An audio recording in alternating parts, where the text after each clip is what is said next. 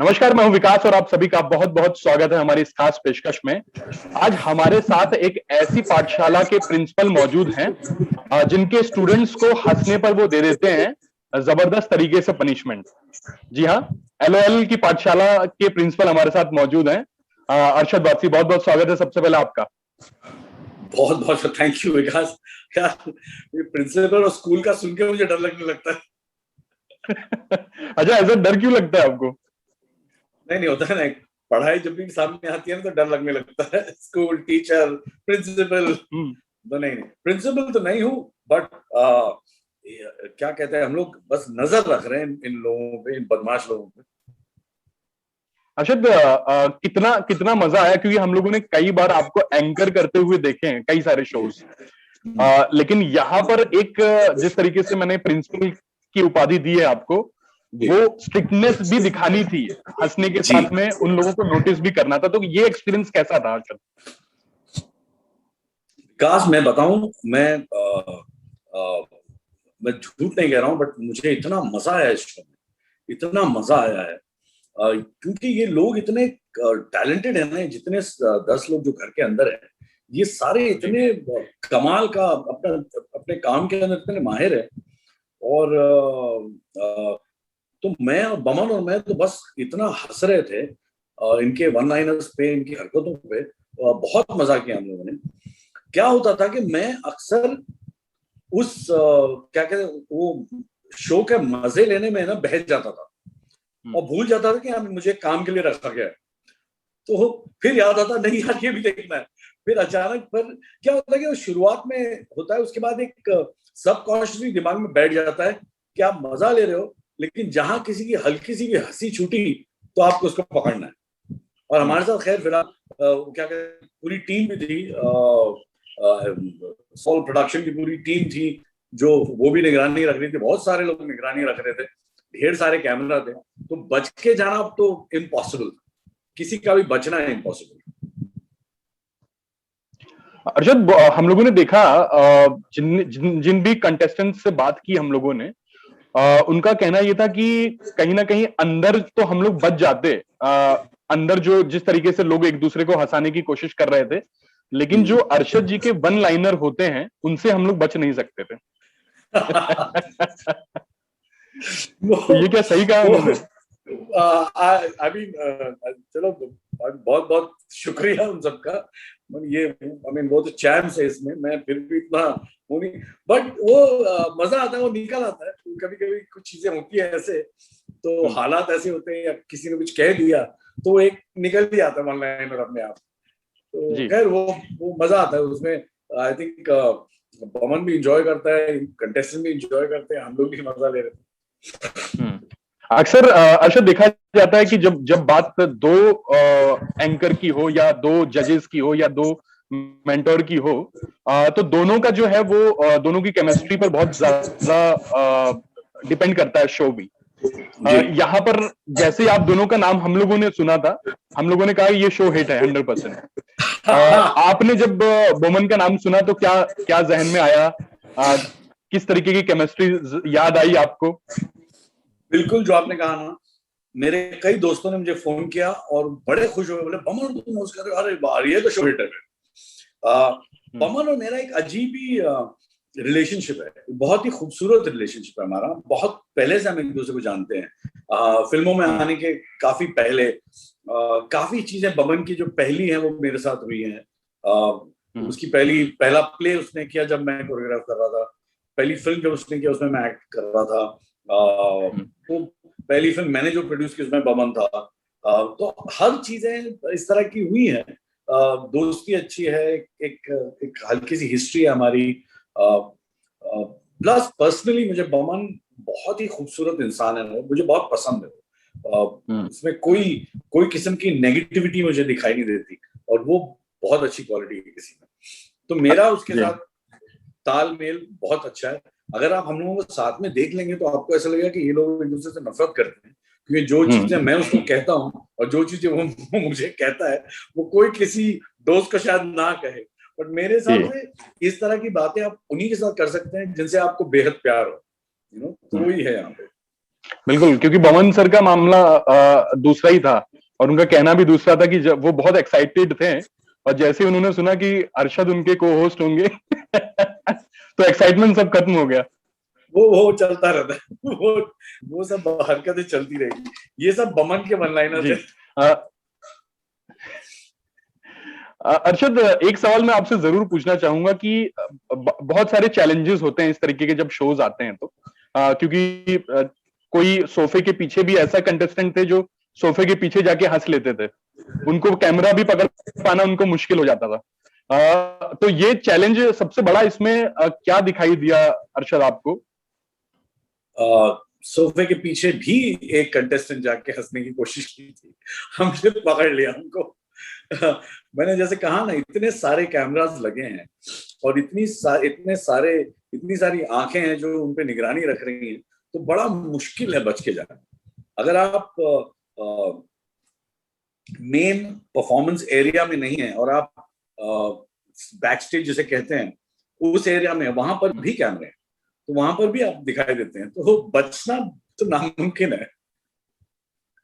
मैं बताऊं, जी जी, मैंने कल शो देखा और मैंने इसके पहले देखा नहीं, तो मैंने कल फाइनली शो देखा और मैं कसम से बता रहा हूं, मैं जेन्युइनली हंस रहा था। वरना अक्सर क्या होता है कि आप प्रमोशन के लिए बातें करते हैं और आप एक फॉर्मेलिटी की हंसी होती है। नहीं, मैं जेन्युइनली हंस रहा था। मुझे मरिया और मैं देख रहे थे और मुझे इतना मजा आया। मैं I am so happy that I am a part of the show, honestly, because this is really a need of the hour. इस वक्त इस तरह की चीजें और इतनी हंसी और इतनी पॉजिटिविटी की बेहद जरूरत, बेहद। और मरिया का क्या एक्सपीरियंस था अरशद? मैं बता रहा हूँ, मरिया भी कह लगा के हंसी थी। मरिया की हिंदी काफी कमजोर है, उसके बावजूद उसको इतना मजा आया है, वो इतनी हंसी है। वो अक्सर क्या होता है कि मैं ना जो काम मैं करता हूँ वो मैं अपने दोस्तों को बोलता नहीं कि यार मैंने ये फिल्म में काम किया, जरा देखो यार अच्छी फिल्म है ये, मैं नहीं कहता, क्योंकि मैं चाहता हूँ वो खुद देख के मुझे फोन करके कहें कि अच्छी है बुरी, वरना अगर होती तो गालियां पड़ती है, यार क्या बकवास फिल्म दिखा रहा है यार। जी। कल मैंने वाकई में अपने दोस्तों को मैसेज किया, मैंने कहा यार ये एलेवन शो ये जरूर देखना यार, बहुत मजेदार है। सबके मैसेज बोले ताज्जुब हो, बोले क्या बात कर रहे हो, तू सच में, मुझे सच में ऐसा लग रहा है। मैं बोला कसम से बोल रहा हूँ, झूठ नहीं कह रहा, वाकई में अच्छा शो है। अच्छा अरशद जी, आपने बहुत मजे लिए, आपने और बोमन जी ने, कि आप कैमरे के उस तरफ थे जो जहां कैमरे आप पर निगरानी नहीं कर रहे थे, लेकिन वो भी आपने पार्ट मिस किया कि अगर आप कैमरे के उस तरफ होते, या वो चैलेंजिंग था ज्यादा? बिकॉज मुझसे नहीं हो पाएगा, मैं गारंटी देता हूं, मैं ये कभी नहीं कर पाऊंगा, क्योंकि ये बाप रे, इसमें एक अलग ही लेवल की कमिटमेंट चाहिए, और मुझसे हंसी बर्दाश्त नहीं होती। और उसके अलावा ये लोग जो हैं, इनका प्रोफेशन ही है, जिस तरह ये कर रहे हैं और कैसे इन्होंने किया, ये कसम से बता रहा हूँ, ये आप शो देखें, आप समझ में आएगा ये कैसे किया, मुझे समझ में नहीं आता। इन्होंने कैसे वो शक्ल सीधी रखी है, हंसी नहीं लानी है अपनी शक्ल पे, वो कैसे इन्होंने मेंटेन किया है, क्योंकि मुझसे तो बर्दाश्त नहीं हो रहा था। मैं हर 2 लाइन के बाद मेरी हंसी छूटी, तो मैं तो अगर इस घर में घुसता तो वो जैसे मेरा डायलॉग था ना कि ये रूम शुरू होते ही खत्म हो गया, वैसे मेरा ये एंट्री होते ही खत्म हो जाता शो। यूं घुसता और यूं बाहर आ जाता। जी। अर्शद, बहुत सारे मोमेंट ऐसे होंगे जहां आप लोगों ने बहुत ज्यादा एंजॉय किया, क्योंकि हम लोग ने जब ट्रेलर प्रोमो देखा तो वाकई लग रहा था कि जो एंजॉयमेंट, एक फैमिली नुमा वहां वातावरण था, आप लोग एंजॉय कर रहे थे, हंस भी रहे थे और पकड़ भी रहे थे हंसने वालों को भी। कोई ऐसा मोमेंट जो आप मिस करते हैं, जो याद आता है आपको इस वक्त बैठे बैठे हमसे बात करते हुए भी, एलओएल का? मुझे इनके जो बेसिक घर में रहने के वक्त जो एक दूसरे से बातें चलती हैं, इसकी सारे 10 लोग लगे पड़े रहते हैं साथ में, कोई ये कह रहा है कोई वो कह रहा है, वो एक तरफ। इनका जब एक्ट होता है ना, ये इनका एक शो टाइम एक्ट होता है, वो मजा आया। मुझे मतलब तकरीबन सबके अंदर एक अलग ही बात थी, बट कुछ लोग जो स्टैंड आउट हो रहे थे, एक तो सुनील ग्रोवर का एक्ट इतना अलग था कि उसको समझने को थोड़ा वक्त लगता है। वो जब एक्ट शुरू होता है तो आपको लगता है ये क्या कर रहा है, ये हो क्या रहा है, फिर धीरे धीरे आप रियलाइज करते हैं जो वो कर रहा है वही एक्ट है, जो आपके समझ में नहीं आ रहा वही एक्ट है, और वो इतना मजेदार, फिर आपको ऐसी हंसी आने लगती है उसके ऊपर। तो वो फिर गौरव गेरा का जो एक्ट था उसने तो मतलब उधम मचा दी थी उसने। वो तो ऐसा लग रहा था कि इसके अंदर कोई भूत आ गया है, पागल हो गया है। उसने इतना एंटरटेन किया है। कई फिर आकाश का एक स्किट थी जो बहुत ही अनयूजुअल थी, सिंपल थी, उसमें तकरीबन क्या कहते हैं, एक साइलेंट एक्ट था, उसने कुछ डायलॉग बोले भी तक नहीं, इतना सो सबके अपने अपने तरीके दे। तो मुझे लगा कि ये सारी चीजें मुझे काफी मजा आया। And as I said, but one of thing which I like was a one liner जो मुझे याद भी नहीं है, बट जो बोल देते ना, जो वो मुझे, I was completely cracking up on the one liners. बिल्कुल बिल्कुल बिल्कुल। और क्योंकि अब लोग काफी एक्साइटेड हैं और लगातार देख भी रहे हैं शो को। अरशद, लास्टली मैं आपसे ये जरूर जानना चाहूंगा, क्योंकि इस पैंडेमिक में हर कोई जो है वो बहुत टेंशन में है, निराशा भी है, अपनों को लोगों ने खो भी दिया है।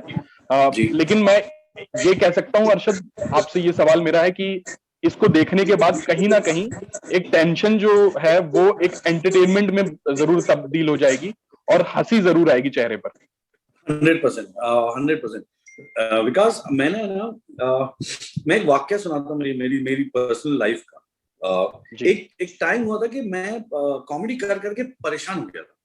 मैंने कहा बस अब बहुत हो गया। क्या होता है कि जो लोग कॉमेडी करते हैं उनको लोग सीरियसली नहीं लेते, उनको कोई सीरियस एक्टर नहीं समझता बिकॉज वो कॉमेडी कर रहे हैं। ये एक मिथ है, बट कॉमेडी सबसे मुश्किल चीज है करना। तो मैंने सोचा कि यार अभी थोड़ा सा सीरियस फिल्म करते हैं, अब कॉमेडी बंद कर देते हैं और सीरियस फिल्म करते हैं। तो ये मेरा प्लान था, और मैं गया था एक शो में एज गेस्ट, मुझे बुलाया था। तो वहां पे बच्चे थे सारे, और सबका वो हियरिंग डिफेक्ट था, तो काफी लोग बहरे थे, बच्चे सुन नहीं पाते थे। और नहीं सॉरी विजुअली इम्पेयर्ड थे, तो अंधे थे काफी बच्चे। तो देख नहीं मैं वहां पे गया, तो एक लड़की ने, छोटी सी बच्ची थी, उसने कहा कि मुझे आपकी फिल्में देखना बहुत मजा आता है। And she is blind mind you. तो मैंने भी मजाक में बोला, तुम झूठ बोल रही हो, तुमने कहा देखा मुझे, तुमको कैसे पता चलेगा मैं क्या करता हूँ? उसने कहा कि आपकी सिर्फ बातें सुन के ना मुझे इतना मजा आता है, आपकी जो फिल्म देखने जाती हूँ, आपके डायलॉग सुन के मुझे इतनी हंसी आती है। तो वो खाली सुन के मेरे काम का मजा ले रही है। मुझे ऐसा लगा कि मैं कितना बेवकूफ इंसान हूँ, जो मैं करता हूँ उससे लोगों को इतनी खुशी मिलती है, मैं क्यों बंद करूंगा ये करना। मैंने उस दिन तय कर लिया, मैं बोला सीरियस फिल्म हो या ना हो, मैं कॉमेडी करना कभी नहीं छोड़ूंगा। और वही मेरे हिसाब से हालात है। कॉमेडी जिंदगी में होना बहुत जरूरी है। कॉमेडी जैसे होता है ना कि it's like the shock absorber of your car. अगर गाड़ी में से शॉक अब्जॉर्वर निकाल दो ना, तो वो राइड बहुत मुश्किल हो जाएगी, वो गाड़ी चलना बड़ी में। कॉमेडी वो शॉक अब्जॉर्वर जिससे आपकी जिंदगी थोड़ी आसान हो जाती है। और इस हालात में तो और भी है। तो मेरे ख्याल से हम सब जो कर रहे हैं, सारे कंटेस्टेंट, पवन, मैं, आई थिंक कहीं पे ऊपर वाला हमसे खुश हो कि इस ऐसे माहौल में, ऐसे हालात में तुमने कम से कम कुछ लोगों के शक्ल पे खुशी और एक स्माइल तो दी। बहुत है हमारे। बिल्कुल। और ये वाकई इस वक्त जो है लोगों को इसकी दरकार है, और होपफुली जिस तरीके से लोग ट्रेलर इसका लाइक कर रहे हैं और इस पूरे शो को भी लाइक करें, ऐसी शुभकामनाएं हैं अरशद भाई। Thank you. और लास्ट में ये अरशद भाई, आपने वैक्सीन का डोज एक तो ले ही लिया है, और आपने बहुत अच्छा एक मंत्र भी दिया था कि वैक्सीन लगाओ। वो मंत्र जरा एक बार दर्शकों को बता दें। वैक्सीन लगाओ, इम्यूनिटी बढ़ाओ। मैं भूल गया, क्योंकि मेरे दिमाग से जो निकलता है, हाँ वो सही है, वैक्सीन लगाओ और इम्यूनिटी इम्यूनिटी बढ़ाओ, बढ़ा। वैक्सीन लगाओ, इम्यूनिटी बढ़ाओ। सही है ना? चलिए, बहुत बिल्कुल। और आपने कहीं ना कहीं जो है वो कॉमेडी की भी वैक्सीन लोगों को लगा ही दी है, मैं कह सकता हूँ, जिससे अब चेहरे पर मुस्कान जरूर आ जाएगी। बहुत बहुत बहुत जरूरी है। शुक्रिया अर्शद जी लाफ्टर हमसे इज द बात करने बेस्ट के लिए। मेडिसिन। बिल्कुल, थैंक यू बहुत बहुत विकास, शुक्रिया and all thank the you. Best आपको। Thank you. Thank you Vikas, thank you.